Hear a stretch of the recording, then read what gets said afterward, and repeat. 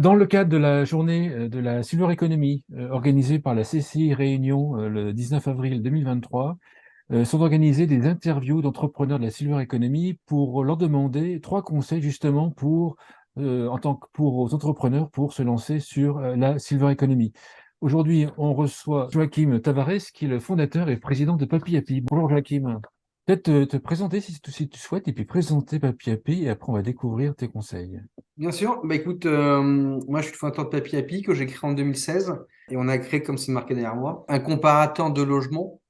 On compare un peu plus de 14 000 solutions de logement en France, mais aussi en Espagne. Et l'idée est de donner la parole aux gens pour plus de transparence et de clarté et que les gens soient capables de s'exprimer sur la qualité des prestations qu'ils peuvent soit subir en tant que résident ou voir en tant que famille, compagnon ou salarié.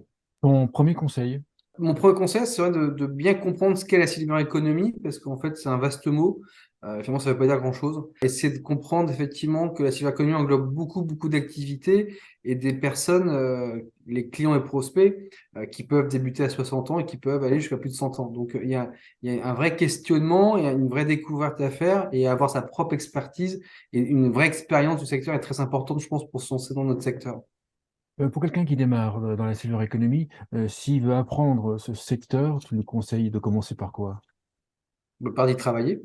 Moi, c'est ce que j'ai fait par le passé. Avant de créer ma solution, je suis resté quelques années en tant que directeur d'EHPAD et de clinique. Je pense que si je ne l'avais pas fait, j'aurais pas réussi à créer Papy Happy et être là au bout de 7 ans. Le deuxième conseil que tu peux donner? Ce serait de bien s'entourer quand on crée sa structure, parce que parfois on peut peut-être partir tête baissée.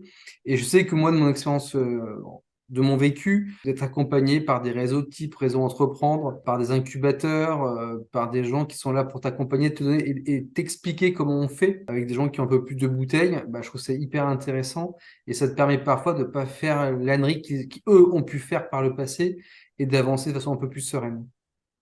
Le troisième conseil? Troisième conseil, c'est de bien comprendre qui sera ton futur client ou prospect, parce que c'est ce que je disais au début, on va s'attacher quand même à une population dite senior, mais le senior de 60 ans n'est pas le même celui qui a 80 ou celui qui a 100 ans. Aujourd'hui, on peut avoir 60 ou 70 ans et être encore aidant. Et donc, il y a un vrai travail à faire, un questionnement à faire avec eux, parce que on n'est pas du tout sur la même mentalité, parce il y a quand même une grosse évolution de notre société sur différentes mentalités de consommation ou de prise en considération des liens familiaux. Donc pour moi, c'est très important et c'est ce que nous faisons quotidiennement, c'est d'interroger, de questionner les gens et de bien comprendre leurs besoins afin de répondre au mieux à leurs questionnements.